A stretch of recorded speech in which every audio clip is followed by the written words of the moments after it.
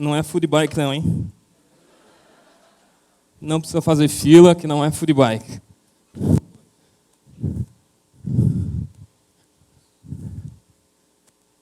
Maio de 2013, eu estava trabalhando no Alasca, trabalho como instrutor de esportes e aventura, trabalho como instrutor de canoagem, e vi essa baleia, a baleia jubarte, 50 metros do meu barco.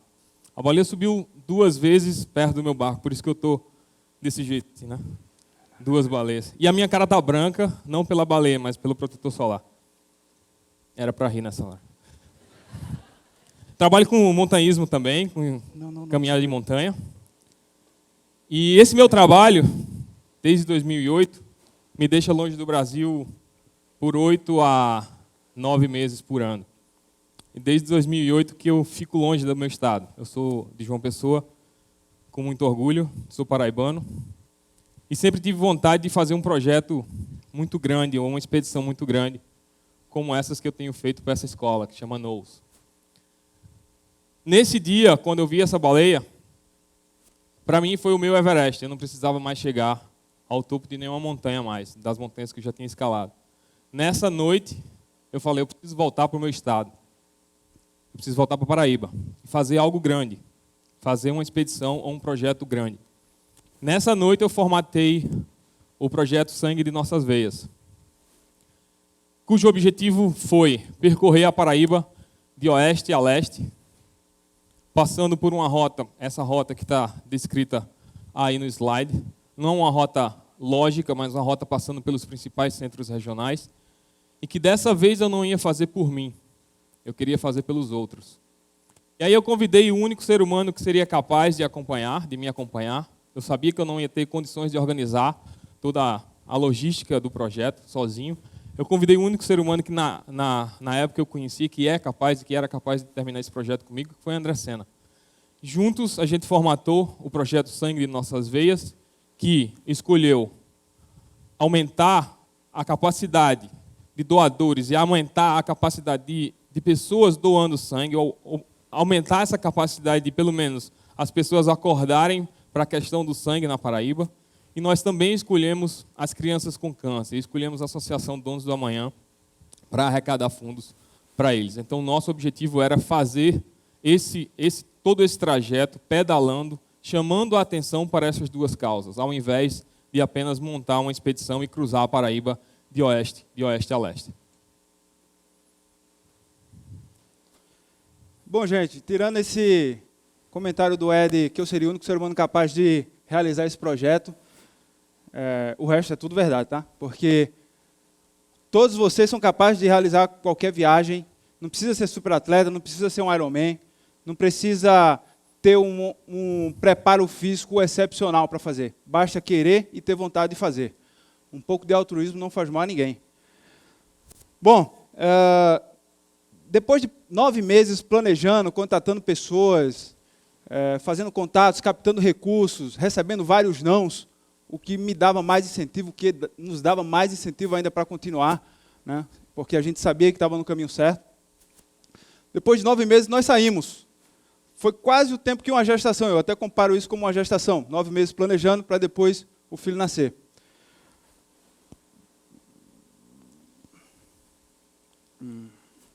Bom, saímos no dia 4 de abril de 2014, de um ponto entre a divisa do nosso estado, da Paraíba, e o estado do Ceará, localizado na BR-116. Esse primeiro dia era muito simples de fazer, teoricamente sim. Né? Nós estávamos numa região de sertão e tínhamos 85 quilômetros para cumprir até chegar na primeira cidade onde nós iríamos realizar a primeira palestra. Só que, logo nos primeiros 15 minutos, nós tivemos a primeira surpresa. Nós saberíamos que tínhamos um problema claro e evidente, como vocês estão vendo aí, um caminhão, um tremião passando bem próximo de nós, mesmo pedalando no acostamento, e nós estávamos expostos a um risco que a gente não controlava, que é o trânsito, né? Mesmo assim, nós tomamos algumas atitudes de segurança e seguimos viagem. Não foi nada fácil. Começamos o pedal pela vida dos outros, tentando pedalar por nossas vidas.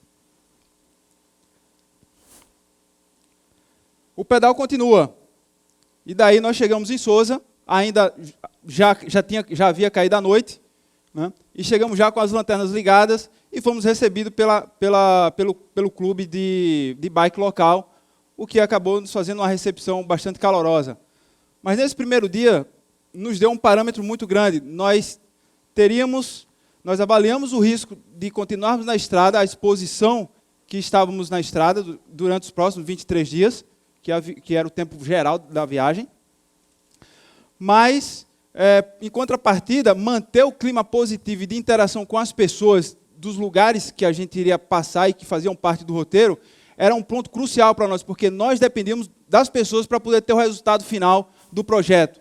Então, era uma coisa que a gente tinha que, à medida que pedalava, mas trabalhar e fazer um trabalho de divulgação e ao mesmo tempo, cativando as pessoas.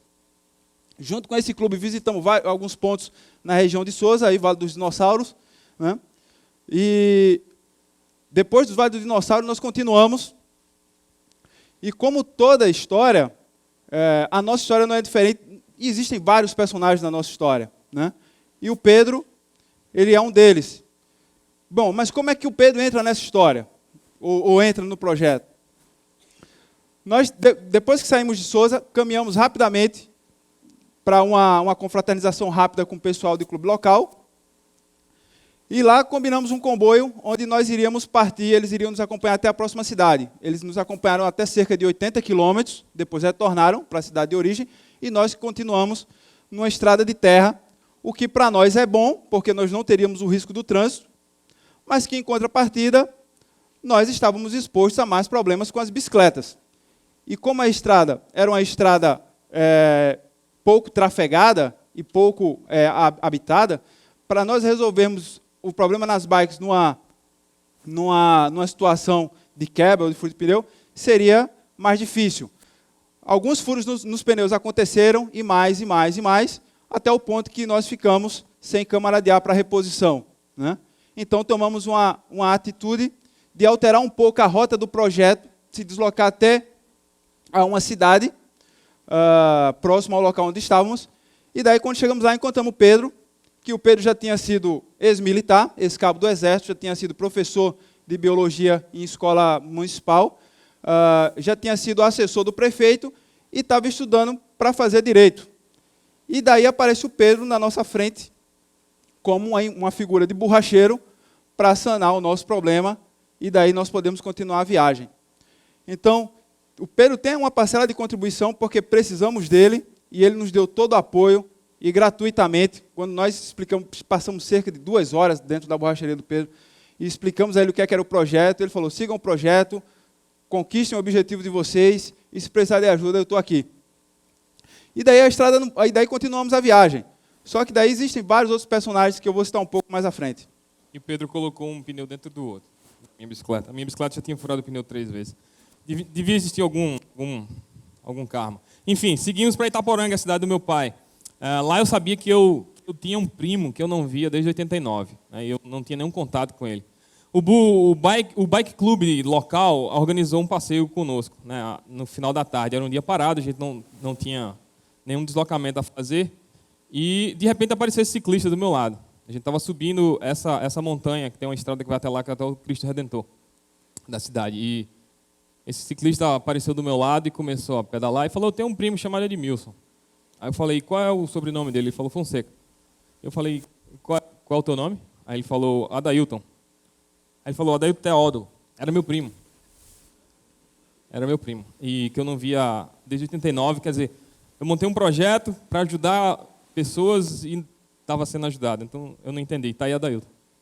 Saímos de Itaporanga, seguimos para Piancó. E lá existe um grupo escoteiro, um grupo de escoteiros que é bem ativo, e eu conheci André pelo movimento escoteiro, por isso que a gente está de lenço. E o grupo nos recepcionou. Eles organizaram uma recepção muito bacana, onde tinha polícia, tinha o SAMU, tinha o pessoal de bike esperando a gente na entrada, e tinha também o carro do lixo. A gente fez a segunda palestra, a terceira palestra em Piancó, cheia de escoteiros. Foi uma palestra muito bacana. E de lá a gente seguiu para Patos.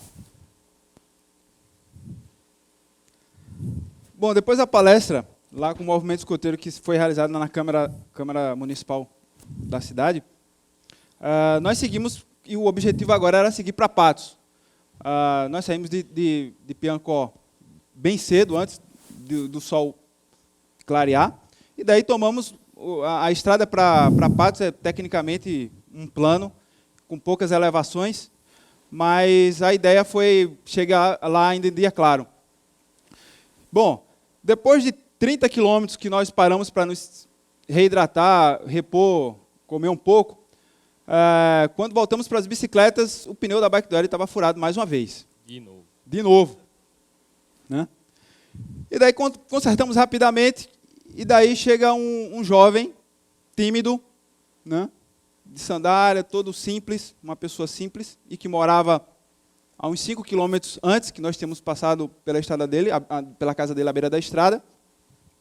E daí ele começou, muito curioso, como todo adolescente é, muito curioso, começou a perguntar, pô, essas bikes maneiras, toda colorida, toda equipada, né? E de repente ele disse, nós terminamos o concerto, seguimos viagem, e ele disse, peraí que eu vou até ali com vocês. E daí nós olhamos um para o outro, né? E disse, ok, vamos lá. E daí o Sebastião, que é um outro personagem que surgiu nesse projeto, ele nos seguiu. Quando chegou a 10 quilômetros, eu olhei para o Ed e falei, pô, a gente tem que convencer ele a voltar. Né? E daí ele, não, o Sebastião tem que voltar. Ele falou, não, eu vou até um pouco mais. E daí, nesse até um pouco mais, ele lançou a proposta de comprar a bike do Ed. Pô, essa tua bike é maneira, eu quero comprar ela. Pago no cartão. Aí ele disse, eu não trouxe maquineta, mas eu pago em dinheiro. Não, mas eu tenho que continuar a viagem. Né?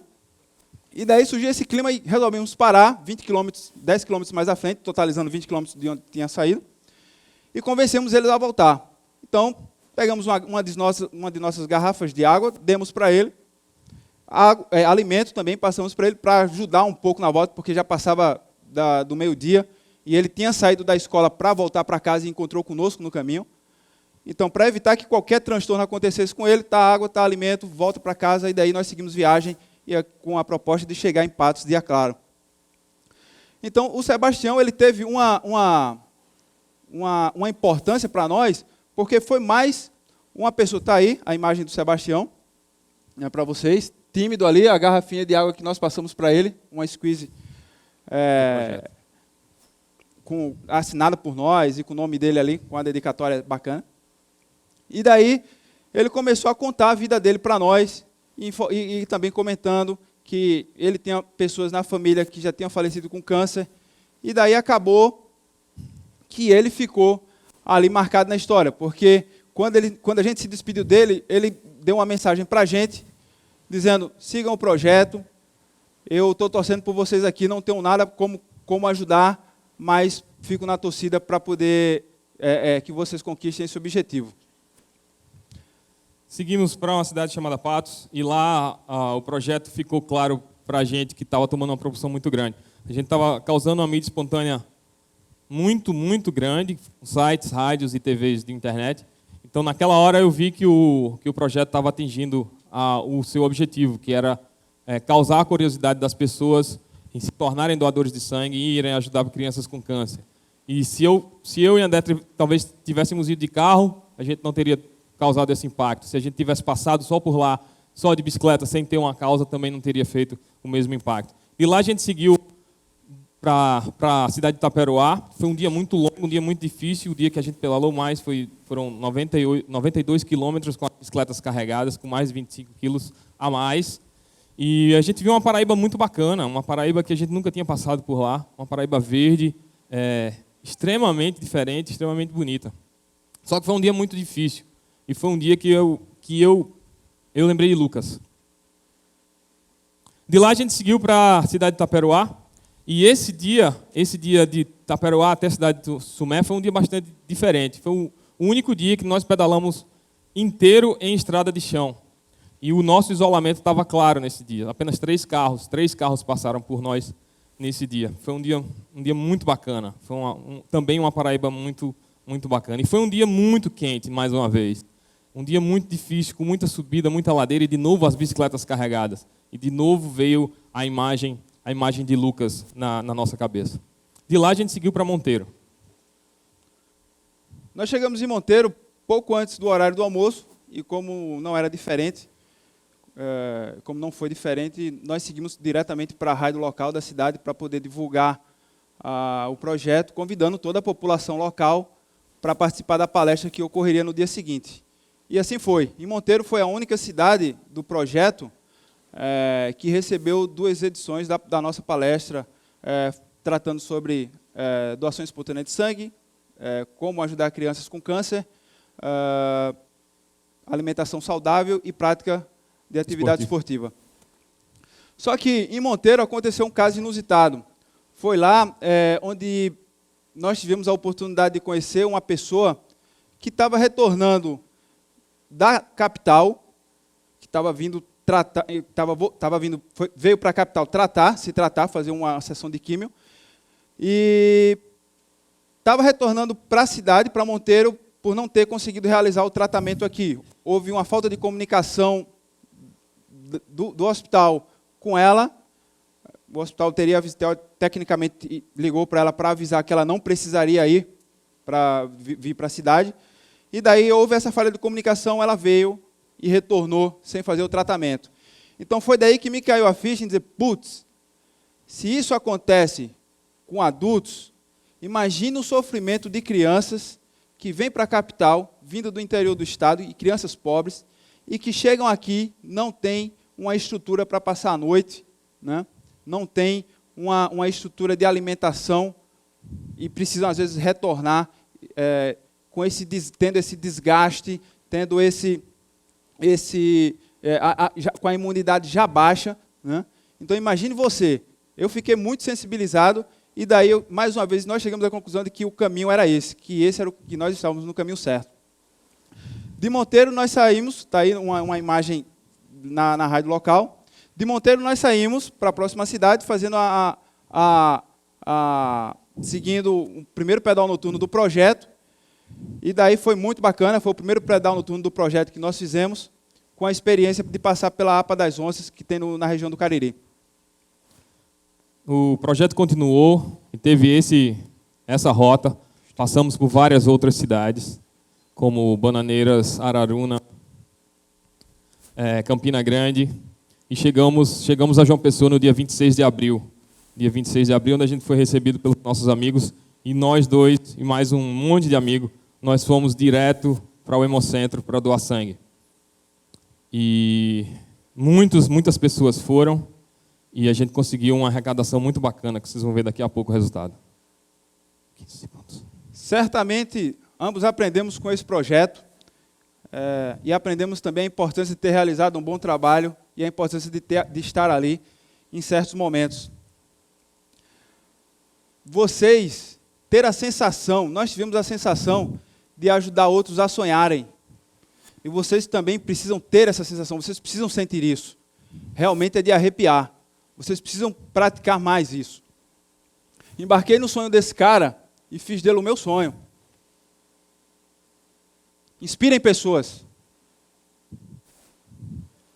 Foram 23 dias, 1.150 quilômetros, 23 cidades, 9 palestras, 40 litros de sangue, R$ 8.644 doados, arrecadados, e um Lucas.